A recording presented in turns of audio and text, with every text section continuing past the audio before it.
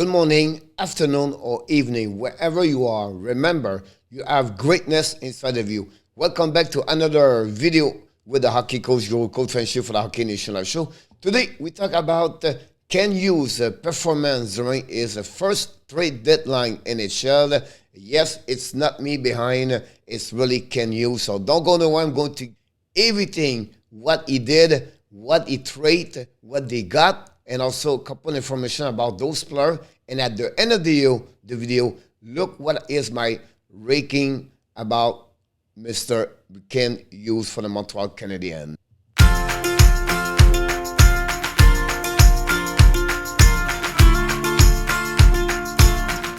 Well, before we start, you know what I'm talking about right here. Click on the likes if you don't mind. That will helping us. And also, please tell me in the section comments what you think about the Montreal Canadiens, the general manager Ken Hughes during his performance come GM for the trade deadline NHL 2022. Let's dive in right away.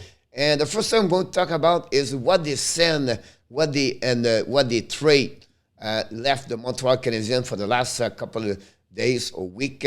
First of all, they trade to Calgary. They send Tyler Toffoli. They send to Florida Ben Chariot. Arturi Likonen to the Colorado Avalanche, and also they sent Brent Kulak to Edmonton Oilers, and finally the goaltender Andrew Hammond to the New Jersey Devils. Also, they got in return, guys, Emil Heineman, Justin Barron, William Lakinson, Tyler Pitlick, and Ty Smilanik, of course, and Nathan Schnar. But they got 8 NHL draft pick, also including with the players. They got 2 first-round pick in 2022-2023, 2 second-round pick 22-24. They got 2 4th-round pick 22-24, the 5th-round pick 2023, and finally 7th-round pick 2024. Look, this is unbelievable what Ken Hughes did for the Montreal Canadiens, to be honest with you. Let's talk about Emil Heineman. Is a second 43 overall pick by the Florida Panthers 2020. And NHL is born November 16, 2001. Is 6'1", 185. He played both winger. He shot from the left. He played right now in the Sweden Hockey League. In 38 games, he has 11 goals, 5 assists, 16 points. He got hurt a couple of weeks ago. Remember, he was on the trade involved with Sam Bennett for the Florida Panthers with the Calgary Flames. So he got traded already twice in NHL. He's a great skater. He has an amazing, great release shot. Also, he's a player that plays a little bit more north-south, but he needs to improve his vision, his stick angling. But look, this could be a great asset for the Montreal Canadiens in the future for sure. The next one, guys, this is really the one I believe could be the best of the player they got. Is Justin Barron, the 25th overall pick by the Colorado Avalanche 2020. Played for Halifax Most Ed. Had an amazing, great career with them. He's a right defenseman, shoot for the right, play right now in the American Hockey League, played 2 games with Colorado Avalanche. But this season, he has 43 games with the Colorado Eagles. 5 goals, 15 assists, 20 points. He's a great skater.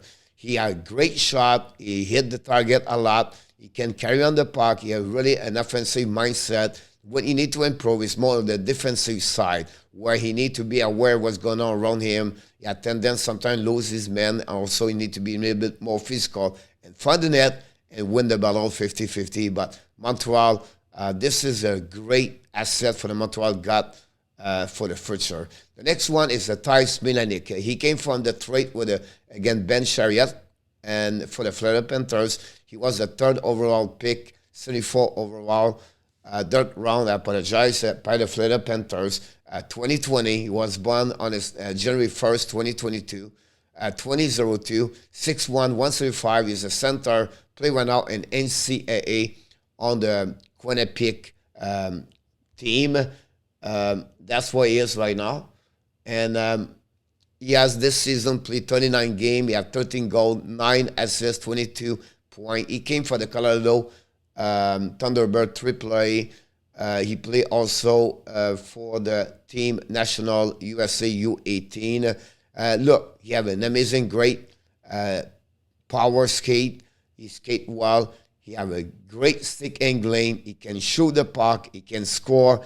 But he need to be more physical. And also, he had tendency to keep the puck a little bit longer. He need to find a way to have a better vision to pass the puck. That's something they need to improve. But this is another great pick for the Montreal Canadiens, Ty Smilanic. The next one I want to talk about, this is a minor, I believe. But again, he still has maybe some potential. He's 23 years old. He was born in 1993. He's 6'3", 195. He's a center. He was drafted by the Arizona Coyotes 2017 as a third-round 75 overall pick. And this year with an American Hockey League with the teams called the Utica Comets, and 43 game, he has 13 goals, 13 assists, 26 points. He came for the trade for Andrew Hammond for the New Jersey Devils. Look, expectation for me is increasing the Laval Rocket team, the players, and also it could have maybe a chance, but we'll see how he can develop. Look, that's another one in the team for the prospect for the Montreal Canadiens. Another one I want to talk about is William Legerson. He's a defenseman. Came for the Edmonton and in exchange for Brent Kulak. He was drafted in 2014 by the Oilers, 91 overall, fourth round. And he's a big 6'2", 2007. He played left defenseman. He shot from the left.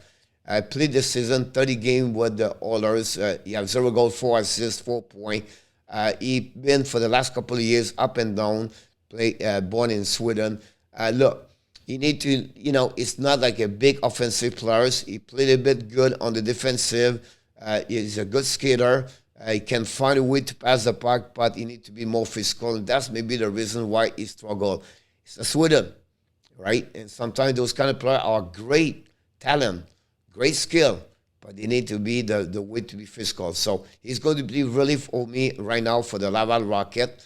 Finish the season with that. We'll see how he can stay with the Montreal Canadiens. Finally, another player I want to talk about is Tyler Pitlick, the veteran NHL player. He was a second round pick, 31 overall by the Edmonton Oilers, also in 2010. Is 6'2", 2001. He played both positions, center, right wing. He shot from the right.